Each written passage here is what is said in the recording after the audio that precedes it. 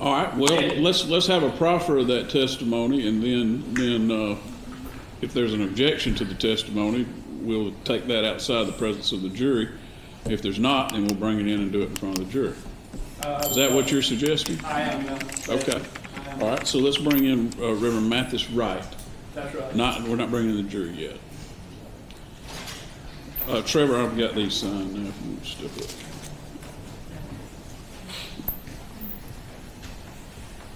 Thanks.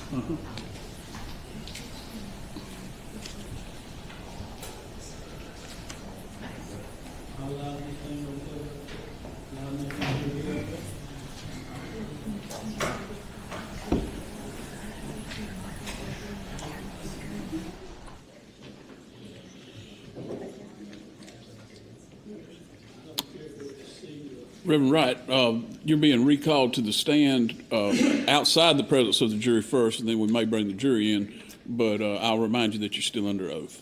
Okay. All right. Thank you.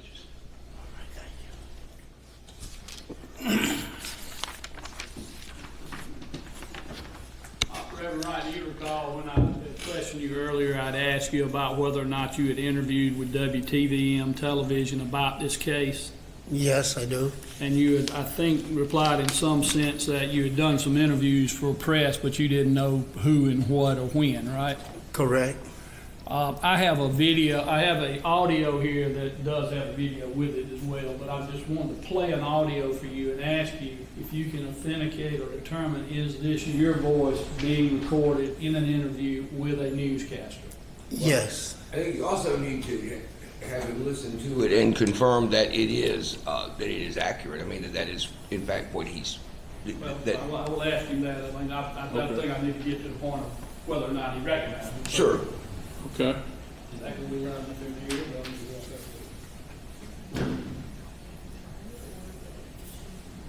Can you play it on the system? That plays audio, right? I think so. It's from the videos that you guys. I'll get a plug in for a minute here. Yeah, the HDMI cable plug in. No, just take it over and plug it up. It's not plugged in. It's over there, it's that. Oh, yeah, okay. I'm sorry, I didn't realize it was good. Yeah. What? Okay. No, I'm sorry. It had been plugged in. Yeah, well, I mean, that's what tripping.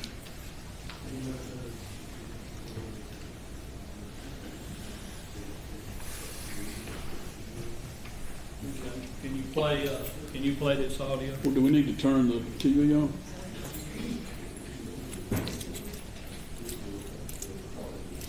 Okay. Looking at Trummer, some of it appeared to be, I'm going to say, past history as well as new. So that's why you do the autopsy to determine, was it now or was it something that's been kind of going on for a while? And that voice that you just heard, is that you? That's me, and I did say that. And you recall giving an interview to WTVM from that refresh recollection? Correct. Now, I saw at the first screen, it said there was an interview with the coroner, and it, I believe, had your coroner's name up there. Right, that was his name instead of my name, but that was me. It was you being interviewed. They just were mistaken calling you the coroner and had the wrong name. Correct. So now that I've refreshed your memory, you did, at least initially after having done the coroner's work, grant an interview to WTVM in which you stated what we just heard. Correct. That is what I wish to present you. All right. Is there any objection to that testimony? What I think what he testified to before was that he didn't remember making the statement, which isn't an impeachable statement, really. You know, you could refresh his recollection, which he would have done now. And I think that what he needs to do first is just ask him, you know, did you make a statement to WTVM in which you said that there was some appearances of past and All right, let me just look. whatever, and let me look at my notes for just a second. okay, and that's the reason.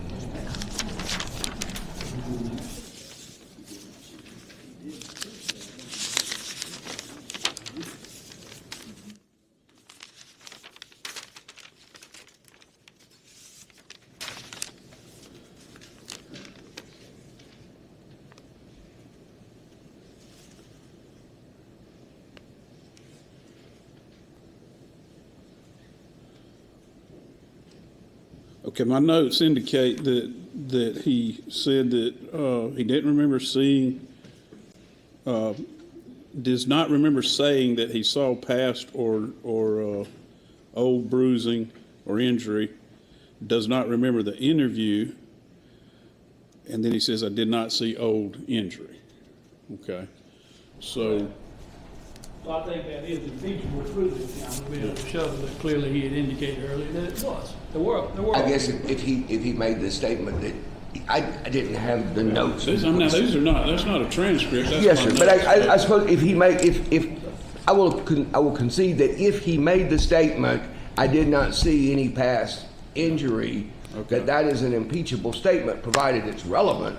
You know, I still contend that it's not relevant in this case because there's no evidence to suggest that any prior injury caused or contributed to the child's death. But Well, I'm going to allow the testimony. I mean, I know that issue is going to be argued, whether there's any evidence to indicate any Sure. Yes, connection. So, And I intend to more or less introduce it as I just did. I think what the way you did that was acceptable, and so I'm going to allow you to do that in front of the Thank jury. All right, you can bring in the jury.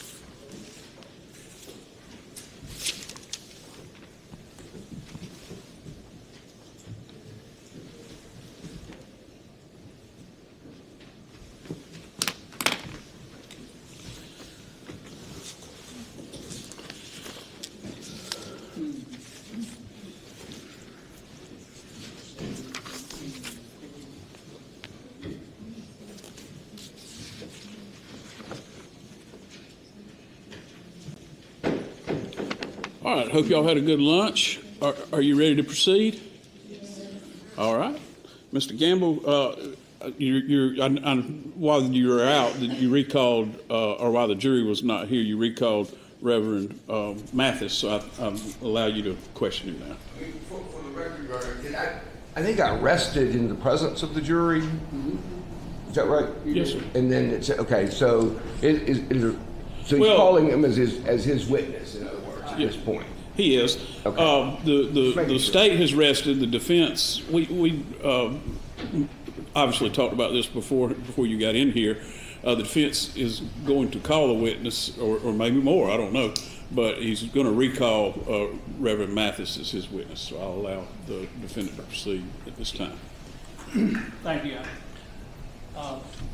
Reverend Mathis, again, you're testifying, and you were testifying earlier about your duties as an assistant coroner in this case. You recall that?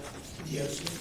And you recall I'd asked you some questions, and one question I had asked was whether or not you had been interviewed by WTVM television statement about this case, and I believe at that time your answer was somewhere along the lines of you had gotten many interviews with television and news and stuff, and you didn't know whether you had or not. Correct. Is that a fair rendition of what you said? Yes. And then I had asked, though, about whether or not you had said that there were prior injuries to the child as well, old injuries versus new injuries. And in some way or another, I think you had said that you did not believe there were any old injuries. Correct. And I'm going to ask you now if this recording that I'm about to play for you refreshes your memory, and also if you first recognize the voice on this video as I play it as being yours, okay? Correct. And we've already looked at this one time, haven't we? Yes, we have. Okay, so if you would just please play In that trauma, some of it appeared to be, I'm going to say, past history as well as new.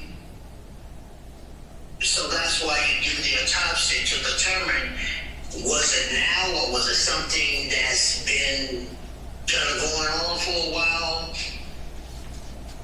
Okay. Now, that appears to be a voice of someone saying that. Was that you? That was me. You recognize now, you recall having given that interview? I do.